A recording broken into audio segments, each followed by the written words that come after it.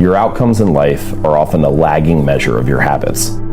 We think the thing that needs to change is the bank account or the test score or the number on the scale, but actually the thing that needs to change are the habits that precede those outcomes. Rather than making the goal the default, the thing that you focus on almost exclusively, let's make the system the default, and then only check in on the goal occasionally to see if we're moving in the right direction. Achieving a goal only changes your life for the moment. It's actually not the thing that you're looking for. We think the results are the thing that needs to change, but it's actually the process behind the results. Like, if you have a messy room, let's say your bedroom is a mess, and you set a goal to clean that room, you can get motivated and do it for 2 or 3 hours, and then you turn around and you have a clean room for now. If you don't change the messy habits that led to a dirty room in the first place, then you turn around 2 weeks later and you have a messy room again. And so actually you don't need a clean room, you need better cleaning habits, and then your room will always be clean. You don't need to lose weight, you need better eating habits, and then your weight will always be around where you want it to be. You don't need more money, you just need better financial habits, and then you'll always have enough money to manage the thing that comes up. And I think that's one of the reasons why small habits matter so much. They don't necessarily transform your life overnight, right away. Like, doing one push-up does not transform your body, but it does cast a vote for being the type of person who doesn't miss workouts. Or meditating for 1 minute might not give you an immediate sense of calm in your life, but it does cast a vote for being a meditator. The real goal is not to run a marathon, the goal is to become a runner. The goal is not to write a book, the goal is to become a writer. Because once you've adopted that identity, you're really not even pursuing behavior change anymore. You're just kind of acting in alignment with the type of person you already see yourself to be.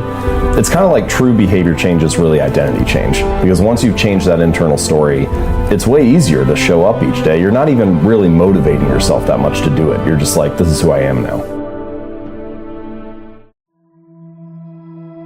The technical definition of a habit is a behavior that has been repeated enough times to be more or less automatic. So things that you can do pretty much without thinking about them. Unplugging your toaster after each use, or tying your shoes, or brushing your teeth. Things that you pretty much just go on autopilot when you do them. Now, we often use the word habit to mean different things than that, and we can get into this more. Like, you might say things like, I want to get in the habit of working out, or I want to get in the habit of writing every day. And I know what you mean when you say that, right? You mean I want to make it a regular practice. I want to make it this daily ritual that I follow. But you're never going to go like on autopilot and forget what you write for an hour, right? Like, it's a more effortful, conscious thing. And so we can talk about some of that distinction, particularly with making habits easy. What you really want to do is make the beginning easy and automatic, and then the rest of the routine can follow naturally, even if you're consciously thinking about it. So that's what a habit is. It's this automatic response. Now, why does the brain build them? What role does it play? Well, as you go through life, you need energy to survive. And this is true not just for humans, but for all organisms need some kind of energy to survive. And getting energy requires energy. You need to eat food to be able to walk around and find the next meal. And using energy is expensive, because the more energy you use, the less you have available for the other things that life throws at you. And so your brain is looking for ways to conserve energy whenever possible. And habits are a great method for doing that. And it makes that whole process of finding energy, solving the problems of life, and getting through things easier. It requires less energy and attention and effort than it did before. I started to realize, similar to what I hinted at a moment or two ago, that both luck and habits play a role in life, but that you have control over your habits. And the funny thing is, we're building them all the time, but a lot of people don't feel like they have control over their habits. They feel like their habits are taking control of them, that they're like a victim of these bad routines. And once you start to dive in a little bit and like uncover the layers and realize what a habit is and how it works, then you start to develop a little more control over it. And I think if we're going to be building habits anyway, then it makes more sense to be able to understand how they work and how to structure them, so that you can be the architect of your habits rather than the victim of them. It's not that luck and randomness and uncertainty don't play a role in life. They do. You know, luck is a part of all of our lives to a certain degree, both good fortune and bad. But by definition, you don't have control over luck. And your habits also matter. And I think that the reason they're so worthwhile to focus on and understand is that they are the portion of your life that you can influence that also determines your outcomes. It's not just luck, it's not just habits, but one of those you have control over. And so it makes sense. The only reasonable strategy is to focus on what you can control. If you spend all of your time focusing on things you can't control, then you're just going to end up frustrated. Talent and genes, they play a role, and it's important. People have natural predispositions to things that make them better. But what you find is that nearly always when someone is a great performer in a particular domain, they are both well suited, so naturally talented or have some kind of predisposition to that area, and well trained. And so even if you are talented, you can't succeed without having great habits to execute and to fully realize the potential that you have. A lot of the time people talk about, I want to have more money, or I want to lose weight, or I want some kind of result. But the truth is, your bank account is a lagging measure of your financial habits. Your weight is a lagging measure of your eating habits. Your knowledge is a lagging measure of your learning and reading habits. And so it's actually, we think the thing that needs to change is the bank account or the test score or the number on the scale, but actually the thing that needs to change are the habits that precede those outcomes. How do we come to believe things about ourselves?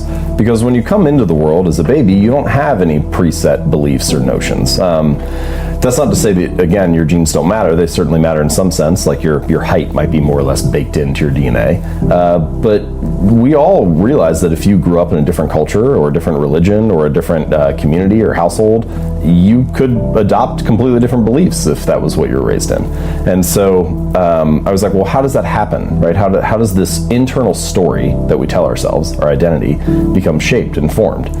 And I realized that it's mostly through the repetition of that story. And so what you come to realize is that your habits reinforce a particular identity. And sometimes this can be positive and sometimes it can be negative. The story could be things like, I'm bad at math, or I'm terrible at remembering people's names, or I'm not good at remembering directions places. Yeah. And all of those that's just an internal story that you tell yourself, but each time you have an experience that reinforces that, the story gets solidified. And so I think the method, the takeaway here is that every action you take is kind of like a vote for the type of person you want to become. And if you can master the right actions, if you can master the right habits, then you can start to cast votes for this new identity, this desired person that you want to be. I should say goals do serve a purpose, right? It's not that they're useless.